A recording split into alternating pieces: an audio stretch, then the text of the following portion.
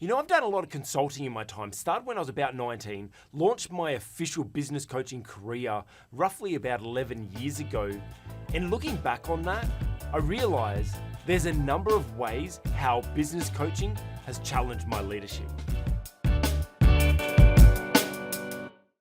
You know, we're looking at everyday events or experiences that I've had of how they have challenged my leadership. And I tell you what, business coaching is one of them. Yes, business coaching is kind of over-glorified, right? Everyone thinks that business coaches just sit on a beach somewhere with a laptop and make lots of money.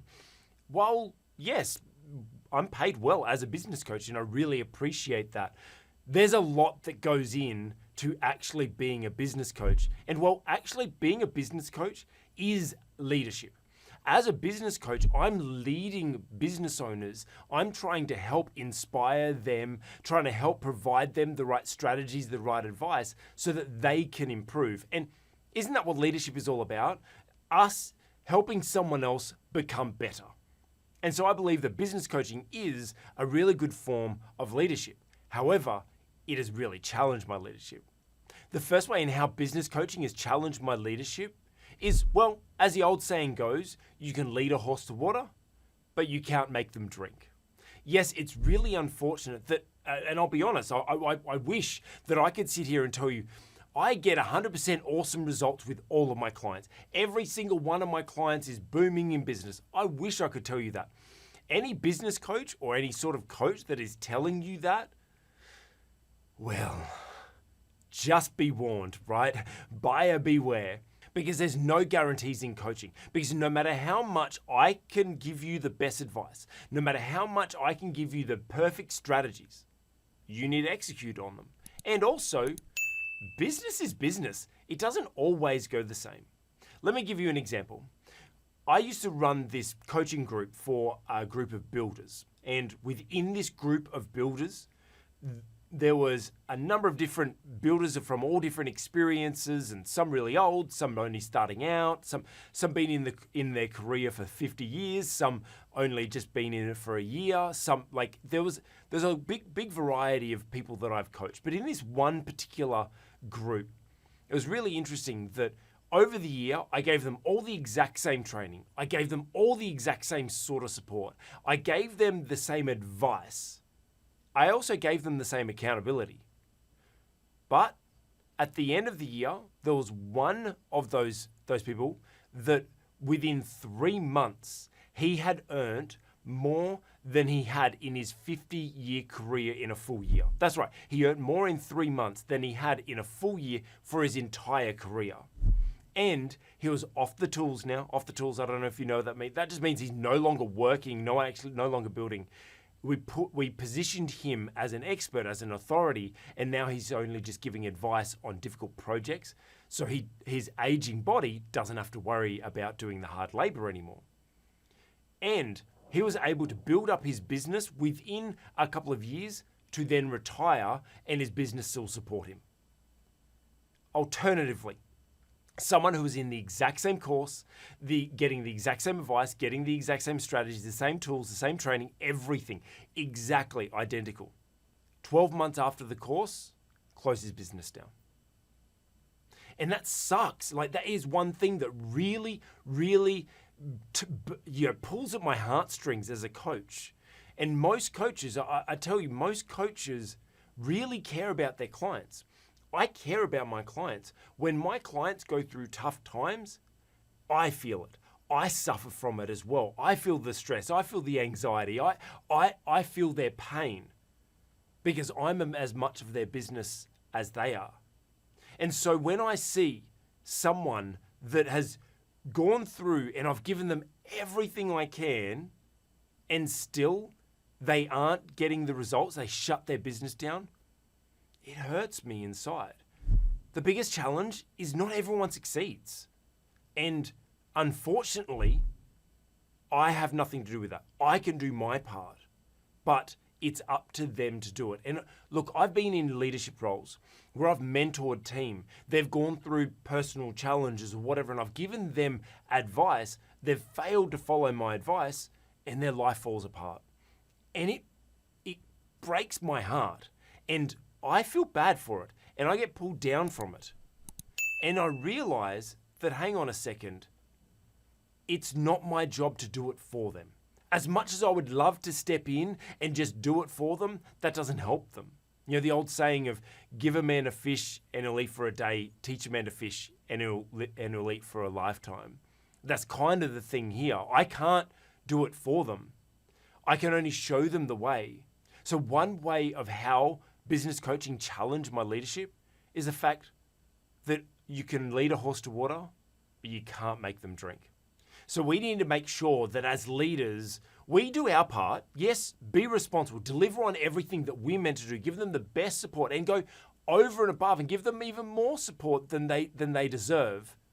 But at the end of the day, we're only responsible for us. We can't be responsible for what they choose to do. So don't carry the weight, don't carry the burden of people not succeeding under your leadership. The second way of how business coaching has challenged my leadership is they need time. You know what? One of the biggest challenges as a leader is we have limited time and a lot of people demanding for our time.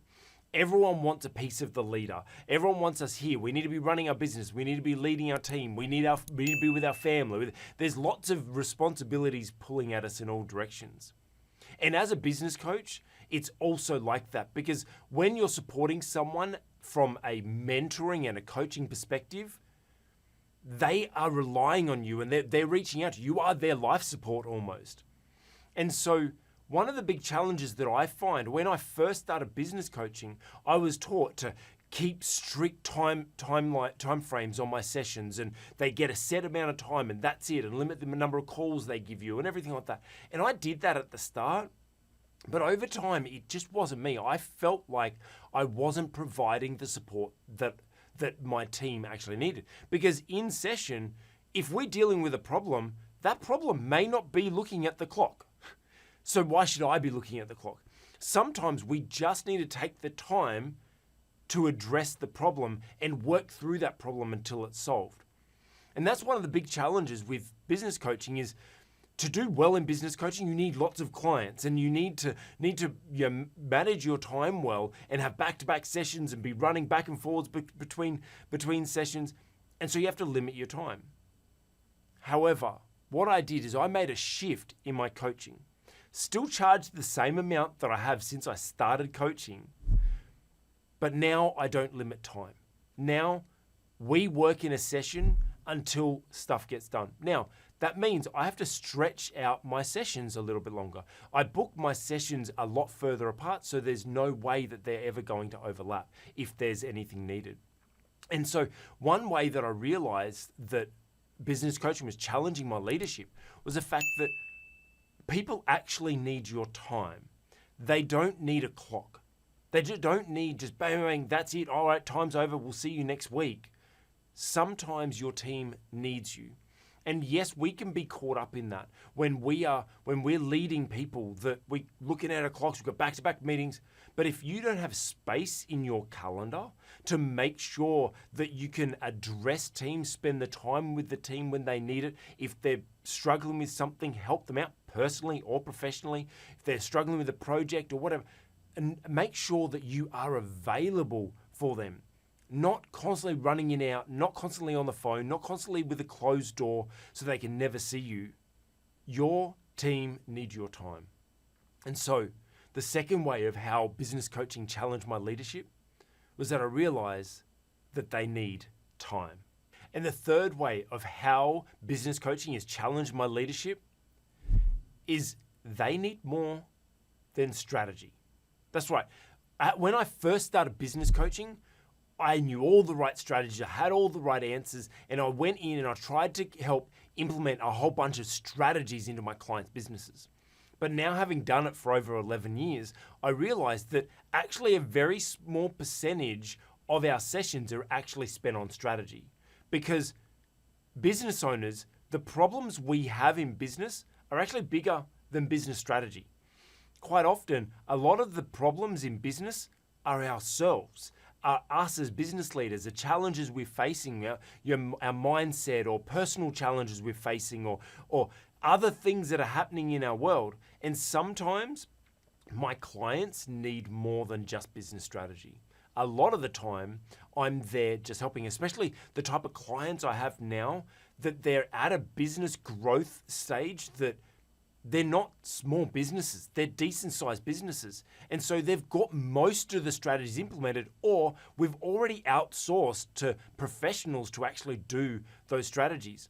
So now, rather than us having to make sure I'm jamming strategies down their throats and giving them more homework and everything like that, sometimes, actually a lot of times, the sessions are more valuable for them to just talk through their challenges, to figure out how to overcome a personal challenge, to shift mindset on something, to think big picture about something and kind of move forward a big picture, grand idea that we've got to work through and just brainstorm and workshop. So we actually do minimal strategy. We still do strategy, but what I realized of how business coaching challenged my leadership is people don't just need strategy. People also need support. And so when you're leading people, don't think that you need to be constantly giving them accountability and constantly giving them more tasks to do and constantly teaching them new things. While all that stuff is important, just remember to always give them support, because your team needs you. I have clients that have teams that they're actually attracting more and more staff members. They're not even advertising, but because everyone in the industry is starting to hear that these people actually care about us. They're not just trying to push us for performance. They're here and there's a supportive environment for us. And employees will be happy to work in a supportive environment versus a stressful, unsupportive environment where they're paid more. So the third way of how business coaching has challenged my leadership is I realize that people need more than just strategy. So make sure you're supporting your team with more than just strategy. So how has business coaching challenged my leadership? Well, I learned that you can lead a horse to water, but you can't make them drink. Yes, we can give them all the best support, advice, tools, strategies, everything. But at the end of the day, we can't take the responsibility on ourselves. We have to allow them to be able to do the work themselves, and they are responsible for themselves. I also realized that they need our time. We need to make sure that we are responsible with our time, but we need to make sure we are available for our team, that we're not constantly running in and out of things, that we're constantly not available and barely available. We need to be available. We need to have time for our team. And finally, we need to make sure that we give more than just strategy to our team. Yes, they need that strategic support, but they also need the emotional support as well. So I hope some of my challenges have helped you learn to become a better leader. If you like that, give it a thumbs up. If you've got any ideas or it inspired you in any way, I'd love to hear your comments below. And hey, it'd be an honor if you would consider subscribing to the channel for more leadership content like this.